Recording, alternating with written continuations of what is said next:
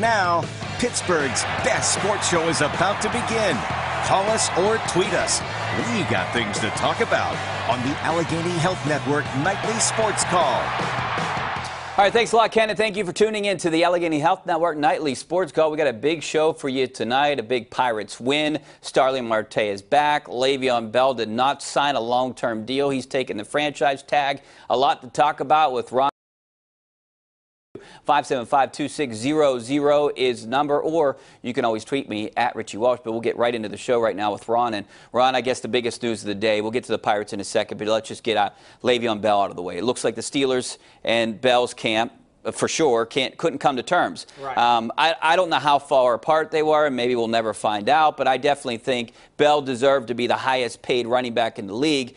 I don't know if he just wanted much more than that. Well, he's already the highest paid running back in the league. If he plays this year, and he has to now, well, for what, $12.12 million, that's four more than LaShawn McCoy is going to make with Buffalo. He's by far the highest paid player in the league, but I think he wanted a longer-term deal with more guaranteed money.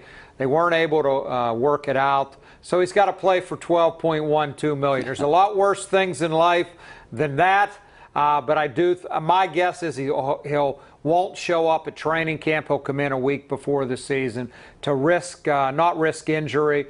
I don't think there's any way he misses a game paycheck, but I do think he will probably not come to camp. That's just my guess. And it makes sense. I think we would all do the same thing. Do you want to risk losing that kind of money for not this year, but for next year? That's exactly right. If he has a multi-year deal, say he signs 4 years, $40 million, $10 million a year, maybe $20, $25 million of that is guaranteed. Now he's got a guarantee of $12 million, and who's going to complain about that? But if he gets hurt, he'll never see another dime after that. So I get the player's point of view. I also understand the Steelers' point of view. He's been suspended each of the last 2 seasons for marijuana issues. He hasn't finished the last 3 seasons because of injuries. Now, he missed all 14 and 15 because of knee injuries. He carried him all the way to the AFC Championship game last year before he ran out of groin injury against New England. I get both sides of this. I wish they'd have signed him, Rich, only because Ben signed for 3 more years. Antonio, I believe, is signed for 4 more. It'd be nice to have the big 3 together for at least 3 more years. If Ben indeed fulfills his contract, I think he's going to. Yeah, and Bell, I think, is the best running back in the NFL. No question. He's proven that. I guess the Steelers, this is a gamble on both sides, like you said. If he has a blockbuster year, they can franchise him again, but next year it's going to be $14 million instead of $12 million. So now you're talking $26 million for. So that's a big salary cap hit, but I think they're proceeding that way. Let's see what he does.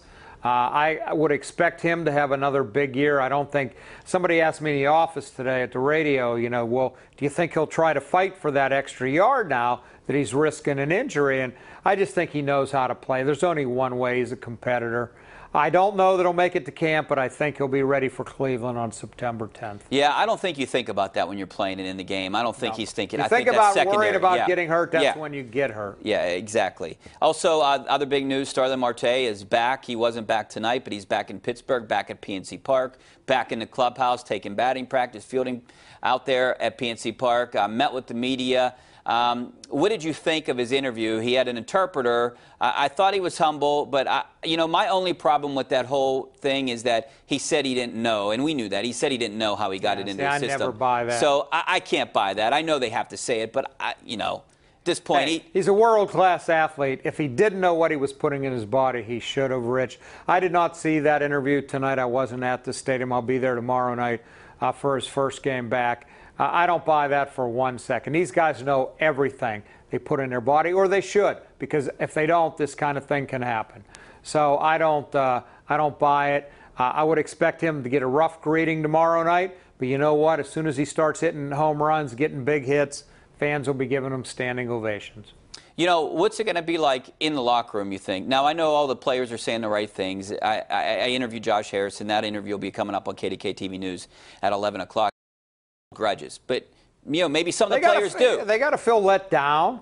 I mean, where would they be if they had him for 80 games? Maybe in first place. I don't know. And I think a lot of players hate the fact that guys cheat because they don't cheat. They want a level playing field.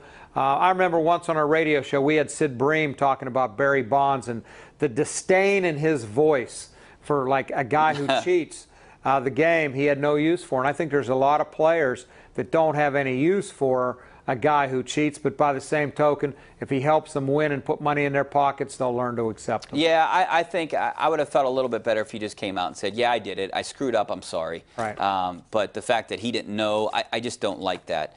All right. Well, before we go to break, we have a little promotion here today. If you want to go to the Women's Football Championship, that's coming up on Saturday. Join Franco Harris when the top women's football team in the country will compete for a national championship at 7 o'clock this Saturday, July 22nd at Highmark Stadium. Bring your family. Fun event. The halftime show will feature a band, a cornhole challenge against Franco Harris. So that's why this is a unique experience. Each night this week, we will give away 4 tickets to this event, this game coming up on Saturday.